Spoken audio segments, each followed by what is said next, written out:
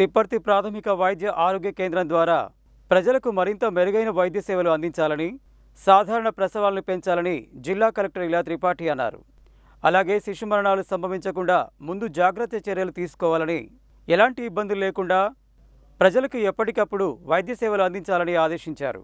శుక్రవారం జిల్లా కలెక్టర్ ఇలా త్రిపాఠి తిప్పర్తి ప్రాథమిక వైద్య ఆరోగ్య కేంద్రాన్ని ఆకస్మికంగా తనిఖీ చేశారు. ఈ సందర్భంగా ANC register, OP register, high risk రిజిస్టర్లను పరిశీలించారు. కాగా పీహెచ్సీలో శుక్రవారం వరకు 40 ఏఎన్సీలు అయినట్టు పీహెచ్సీ వైద్యాధికారి ప్రదీప్ బాబు జిల్లా కలెక్టర్కు వివరించారు.